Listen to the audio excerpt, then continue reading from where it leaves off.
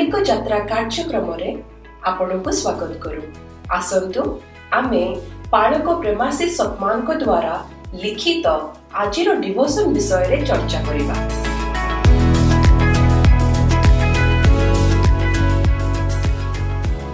Praise the Lord. Praise the Lord. आज आमे गोटे बहुत आकर्षणीय विषय रे कथा हेबा।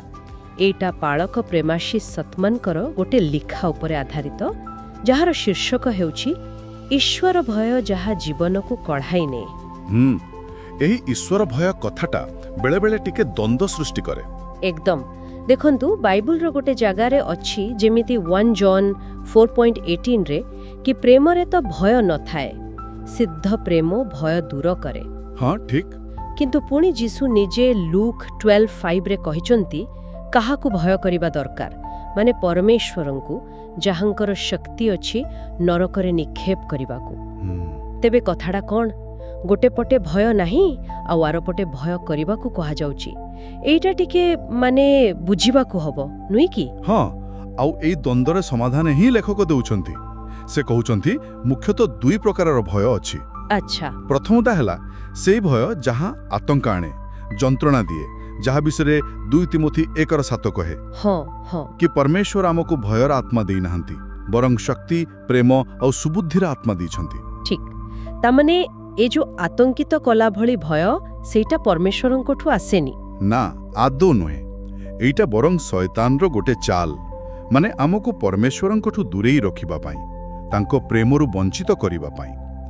ए भय लोकंको पंगु करि दिए। बुझिली। तेबे जो द्वितीय प्रकार भय कथा कुहा जाउछि सेटा कोन, जहाको बाइबिल समर्थन करे? हाँ, सेटा संपूर्ण अलगा। एइटा होछि कोन कहंती भक्ति, सम्मान और आश्चर्य रे मिसा गोटे भावना। एब्री 12:32 पदरे एक कथा बहुत स्पष्ट भाबे अछि। हाँ, सेठी कुहा जाइछि भक्ति ओ भय सहकारी सेवा करिबाकू। एग्जैक्टली। एइटा आतंक नहे, एइटा हैला परमेश्वरंकर जो असीम पवित्रता, तांकर जो शक्ति, महानता और उत्तमता ताको गभीर भावे स्वीकार करिबा। ओहो। एहाकू बुझिबा पई गोटे उदाहरण नै परिबा। हां, कहंतु। भाबंतु गोटे पिलार ता बापांक प्रति केमिति भावना थाए। जदि बापा जणे बहुत स्नेही किंतु ता सहित बहुत ज्ञानी, शक्तिशाली और न्यायवान, पिलाटी बापांकु डरिबो नाही जे से मारिबे कि कष्ट देबे। किंतु तांकर सेही महानता, तांको प्रेम, तांको शक्ति को एते सम्मान करिबो जे से निजे चाहिबोनी बापांकु दुख देबाकू किंबा तांको पथा न मानिबाकू। वाह, ए उदाहरणटा बहुत भलो भाबे बुझाई दोछि। हां, एटा सेही बोली एक भय, गभीर सम्मान आउ विस्मय। एटा दूरकू ठेलेनी, बरं पाखकू टाणे। ता माने जो माने ख्रीष्टंकु ग्रहण करिसंती विश्वासी मानक पई एहा दंडर आतंक नुही। ना ना, एहा बरं परमेश्वरंकर सेही अद्भुत चरित्र, तांको प्रेम, तांको पवित्रता पई गोटे कोन कहबा सम्मानपूर्ण भय, विस्मय। एकदम ठीक। विश्वासींको पई एहा दंड विषय नुहे, कारण ख्रीस्त से दंड नहीं सारिछंती। एहा हेउछि परमेश्वरंको महानता, तांको न्याय, करुणा, तांको सृष्टिर आश्चर्यता, एसबुकु देखिले मनरे जो गभीर सम्मान आ आज्ञाकारितार भाव आसे सेइटा। आ एही भावना ही आमको पापरु दूरेई रखे, केवल दंड डररे नुहे, बरं आम स्वर्गीय पितांकु असंतुष्ट न करिबा पई।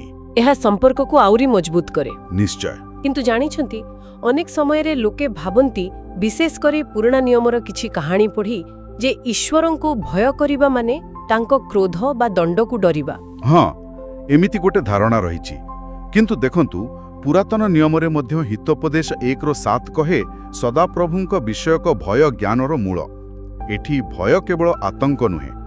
जेतेबेले आमे परमेश्वरंकर संपूर्ण चरित्र को देखु, तांको पवित्रता, तांको न्याय आउ ता सहित तांकर असीम प्रेम आउ क्षमा, सेतेबेले एई भयर अर्थ बदली जाए। अच्छा। हुए तो जेउ माने ख्रीष्टंकु जानि नाहंती सेमानक पई परमेश्वरंकर न्यायर भय वास्तव, किंतु विश्वासी पई ख्रीष्टंक बलिदान परे सेटा सम्मान, भक्ति आ आश्चर्य बदली जाए।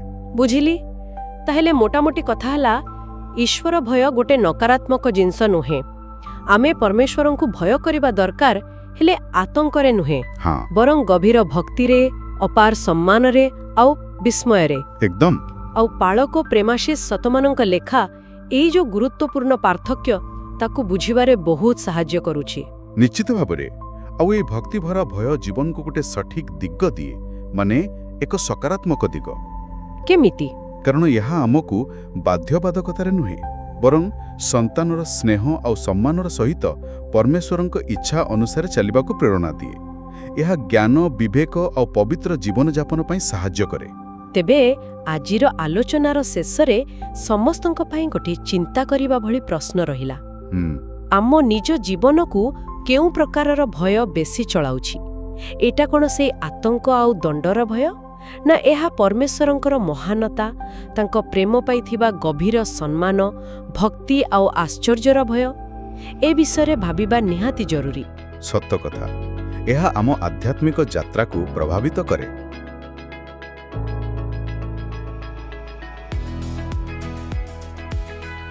आज आत्मिक यात्रा कार्यक्रम रे जोग देवा पई धन्यवाद जेउठी आमे प्रतिदिन परमेश्वरंको वाक्य आलोचना करूछु।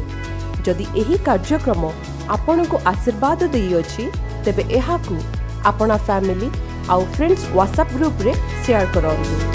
आसंता काली पुणी देखा हबा। धन्यवाद।